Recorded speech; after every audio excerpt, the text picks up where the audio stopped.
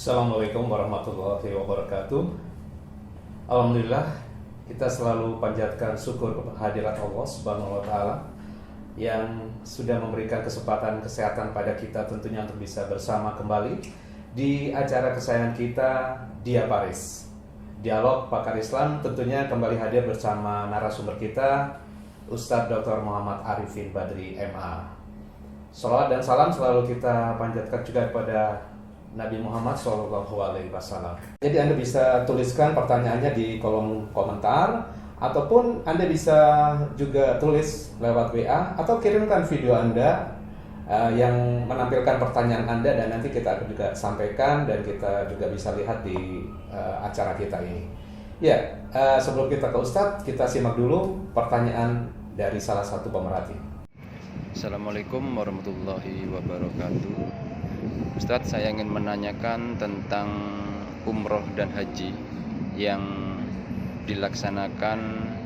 Kita berangkat umroh atau haji terlebih dahulu, tapi pembayarannya di belakang atau diangsur sampai lunas. Menurut secara Islam, pelaksanaan haji dan umroh seperti itu bagaimana? Terima kasih Ustadz. Assalamualaikum warahmatullahi wabarakatuh. Baik, Mas Riza, ada dua poin yang ingin saya tekankan di sini, bahwa perlukah kita berhutang untuk berhaji atau berumrah? Kalau masalah perlu, maka ini yang perlu dipikirkan baik-baik menurut saya, karena Islam tidak menginginkan umatnya ini memaksakan diri. La yukallifullahu nafsan illa wus'aha. Allah tidaklah membebani seorang hamba kecuali dengan apa yang kuasa dilakukan. Nah, berhutang itu, apakah berhutang hanya gara-gara uangnya tidak ready? Sebetulnya punya uang dia, Mas Riza, tapi nunggu pembayaran. Iya. Pembayarannya misalnya bulan depan jatuh tempo, dia kalau pembayaran terima miliaran. Iya. Tetapi karena sekarang belum ada uang tunai untuk berumroh dia dan keluarganya, akhirnya dia berhutang dulu. Tapi dia sudah punya jaminan bahwa bulan depan dia akan mendapatkan pembayaran nilainya miliaran, dia bisa bayar itu. Kalau kondisi semacam ini maka tidak masalah. Tidak masalah Ustaz ya. Kalau dia mau berhutang dulu untuk berangkat umroh, karena apa? Karena dia mampu. Tetapi kondisi kedua, di mana orang sebetulnya sebelum berangkat juga tidak punya, setelah pulang juga tidak punya, masih bisa. Akhirnya dia harus berjuang, nabung, utang sana, utang sini, jual sana, jual sini untuk bisa melunasi utang. Maka ini termasuk takalluf, memaksakan diri dengan suatu amalan yang Islam tidak memerintahkannya, tidak mengharuskannya. Haji itu tidak wajib bagi orang yang tidak mampu. Walillahi 'alan nasi hajjul baiti man istata'a ilaihi sabila.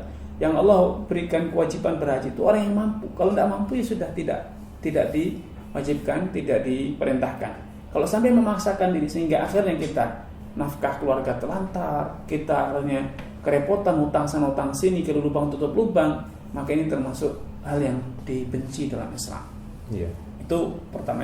Yang kedua, Mas Riza, dana talangan itu kalau itu ada bunga itu macam-macam, Mas Riza. Artinya terang-terangan dia mengatakan ini bunga. Iya. Saya mau biaya umrohnya ini 20 juta, tapi nanti kamu kembalikan 25, itu riba.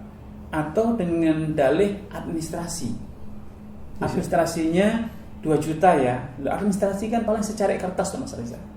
Iya. 2 carek kertas, 10 carek kertas, berapa nilainya?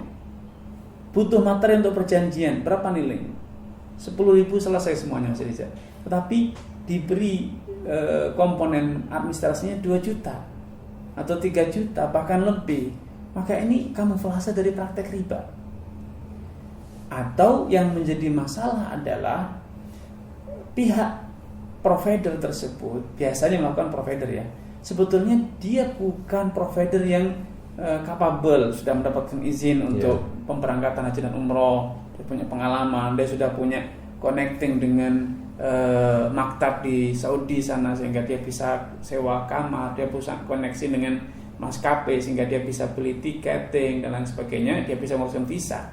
Kalau dia memang sudah provider yang profesional, maka dia memang jual jasa ya, jual jasa atau jual produk, sehingga dia akan menyewakan hotel, karena dia sudah booking dulu, dia sudah booking pesawat, sehingga dia menjual ulang seat yang telah dia beli dari pesawat, dari maskapai, kamar yang telah dia sewa dari dari hotel ataupun catering yang dia beli dari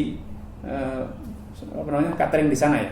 Tetapi kalau dia ini bukan provider, ketika mendapatkan jamaah baru dia carikan provider, carikan travel. Nah ini yang terjadi hanya talangan saja, murni piutang Mas Riza. Pasti ada keuntungan yang dia dapat. Tidak mungkin dia sekedar ingin nolong gitu. Yeah. Tidak akan bisa jadi bisnis. Kalau itu maka yang terjadi maka itu adalah riba Mas Riza. Yeah. Wallahu a'lam. Yeah. Terus satu lagi Ustaz tadi soal apakah harus berhaji dulu Ustaz sebelum kita berangkat umrah Ustaz? Tidak ada keharusan haji dulu atau umrah dulu ya. Yeah. Secara hukum boleh umrah dulu atau haji dulu. Atau kalau bisa digabungkan bersama, haji bersama umrah itu akan lebih baik ya. Tapi kalau tidak ya tidak apa-apa, umrah dulu baru haji karena haji masih panjang. Mungkin waiting listnya panjang, itu lebih baik dibanding dia menunggu nanti. Belum tentu dia diberi kesempatan untuk bisa haji, bisa jadi keburu meninggal Mas Riza. Iya. Ya baiklah, pemerhati Rosalina itu tadi tentang pertanyaan dari Pak Hadi ya seputar umroh talangan dan juga apakah diperbolehkan atau haruskah berhaji dahulu ya sebelum kita berangkat umroh.